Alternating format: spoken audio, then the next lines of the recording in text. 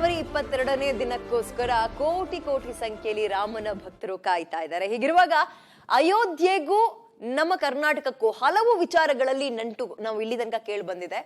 ಅಯೋಧ್ಯೆ ರಾಮ ಮಂದಿರ ನಿರ್ಮಾಣಕ್ಕೆ ಸಂಬಂಧಪಟ್ಟಂತೆ. ಬಟ್ ಅದಕ್ಕೂ ಮೀರಿ ಒಂದು ಹೆಜ್ಜೆ ಮುಂದಕ್ಕೆ ಹೋಗಿ ಕರ್ನಾಟಕಕ್ಕೆ ಒಂದ್ ರೀತಿಯ ಹೆಮ್ಮೆ ಅಂತ ತಂದುಕೊಟ್ಟಂತಹ ವಿಚಾರ ಅದು ರಾಮಲಲ್ಲ ವಿಗ್ರಹವನ್ನ ಕೆತ್ತನೆ ಮಾಡಿದ್ದು ಶಿಲ್ಪಿ ನಮ್ಮೂರ್ನವ್ರೇ ಅನ್ನೋದು. ಜೊತೆಗೆ ಅಲ್ಲಿಗೆ ಬಳಕೆ ಮಾಡಿದಂತಹ ಕಲ್ಲು ಕೂಡ ನಮ್ಮ ಊರ್ನದ್ದೇ ಅನ್ನುವಂಥದ್ದು ರಾಜ್ಯಕ್ಕೆ ಮಗದೊಂದು ರೀತಿಯ ಹೆಮ್ಮೆಯನ್ನ ತಂದುಕೊಡ್ತಾ ಇದೆ.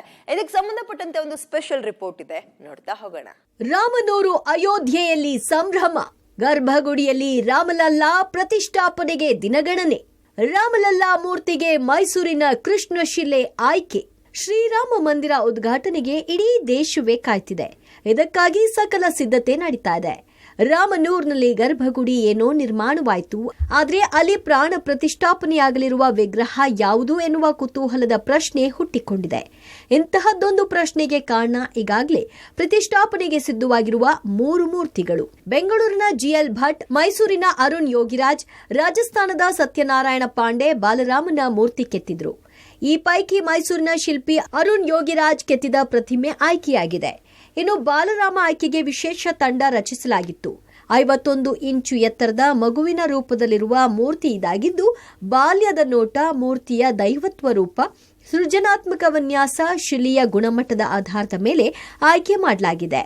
ಈ ಬಗ್ಗೆ ಅಧಿಕೃತ ಘೋಷಣೆಯೊಂದೇ ಬಾಕಿ ಇದೆ. ಕೇದಾರನಾಥನಲ್ಲಿರುವ ಆದಿ ಶಂಕರಾಚಾರ್ಯ ವಿಗ್ರಹ, ಇಂಡಿಯಾ ಗೇಟ್ನಲ್ಲಿ ಸ್ಥಾಪಿಸಲಾದ ನೇತಾಜಿ ಸುಭಾಷ್ ಚಂದ್ರ ಬೋಸ್ರ ಪ್ರತಿಮೆ ಕೆತ್ತಿ ಪ್ರಧಾನಿ ನರೇಂದ್ರ ಮೋದಿ ಅವರಿಂದಲೇ ಬೇಷ್ ಅನಿಸಿಕೊಂಡಿದ್ದ ಅರುಣ್ ಯೋಗಿರಾಜ್ ಅವರ ರಾಮಲಲ್ಲಾ ಮೂರ್ತಿಯ ಆಯ್ಕೆ ಬಹುತೇಕ ಖಚಿತ ಎನ್ನಲಾಗ್ತಿದೆ.